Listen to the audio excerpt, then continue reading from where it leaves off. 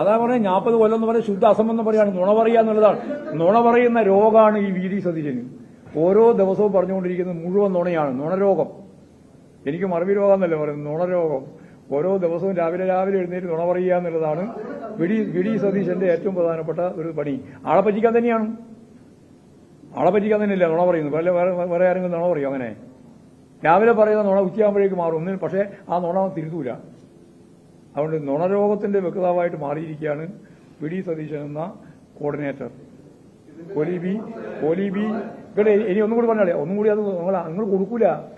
നിങ്ങൾ വെറുതെ ചോദ്യം ചോദിക്കുന്നത് വേറെ ആവശ്യത്തിനാണ്. ഞാൻ പറയുന്നത് നിങ്ങൾ കൊടുക്കും നോക്കാൻ ആളാ.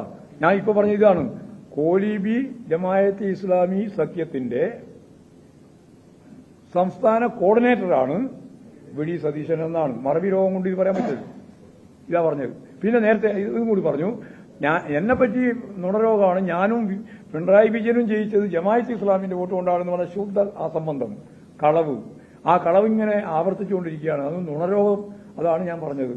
മാത്രമല്ല, ഇപ്പോൾ യഥാർത്ഥത്തിൽ വി ഡി സതീശൻ കൃത്യമായിട്ടുള്ള വർഗീയ അജണ്ടയാണ് കളിക്കുന്നത്. അതിന്റെ പ്രധാനപ്പെട്ട ഒരു അസിസ്റ്റന്റാണ് ഇവിടെയുള്ളത്, ഈ വടകരയുള്ളത്. ഞങ്ങൾക്ക് എന്താ ഇവരോട് വേണ്ട കാര്യം? കെ സി വേണുഗോപാലൻ കേന്ദ്രത്തിന്റെ ഏറ്റവും പ്രധാനപ്പെട്ട കോൺഗ്രസ് നേതാവ് എന്ന രീതിയിൽ വെല്ലുവിളിച്ചത് കോടതിയെയാണ്, അല്ലാണ്ട് CPM ഇടതുപക്ഷത്തിനൊന്നുമല്ല. അല്ല, ഞങ്ങൾ വികസനമാണ്, ഒരു സംശയം വേണ്ട.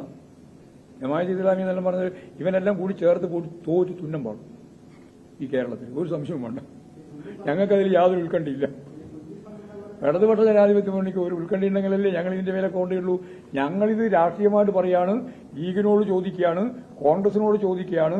കോലിബി സഖ്യത്തിന്റെ ഒപ്പം ഈ പറയുന്ന രീതിയിലുള്ള ജമാഅത്തെ ഇസ്ലാമിയെ കൂട്ടിച്ചേർത്ത് അതിന്റെ ബ്രാൻഡ് അംബാസഡറായി അല്ലെങ്കിൽ കോർഡിനേറ്ററായി പ്രവർത്തിക്കുന്ന പ്രതിപക്ഷ നേതാവുള്ള ഈ കേരളത്തിൽ ഇടതുപക്ഷ ജനാധിപത്യ മുന്നണിക്ക് എന്തിനാണ് ഉത്കണ്ഠപ്പെടേണ്ടത്? ആ കൊടുക്കട്ടെ.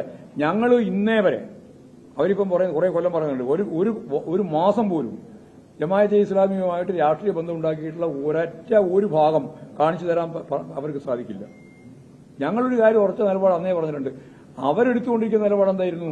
കുറെ കാലം അവർ UDF-നെയും പിന്തുണക്കും, അവർ BJP-നെയും പിന്തുണക്കും, അവർ മാർക്സിസ്റ്റിനെയും പിന്തുണക്കും. ഞങ്ങൾ ഓരോരാളെയും നോക്കി പിന്തുണക്കുമെന്നാണ് അവർ പറഞ്ഞുകൊണ്ടിരുന്നത്. അതിന് ഉത്തരവാദിത്വം ഞങ്ങൾക്കാർക്കും ഇല്ല. ഒരു ബന്ധം ഉണ്ടാക്കിയില്ല, ഇന്നേ വരെ ഒരു ബന്ധം ഉണ്ടാക്കിയില്ല. ഇതേവരെ ഈ നിമിഷം വരെ ജമാഅത്തെ ഇസ്ലാമിയുമായി ഒരു രാഷ്ട്രീയ കൂട്ടുകെട്ട് ഉണ്ടാക്കിയിട്ടില്ല. അതുപോലെ തന്നെ വർഗീയ ശക്തികളുമായിട്ട് ഒരു കൂട്ടും CPM ഉണ്ടാക്കിയിട്ടില്ല. ഇനി അതിനോട് സംശയം ഉണ്ടാകും.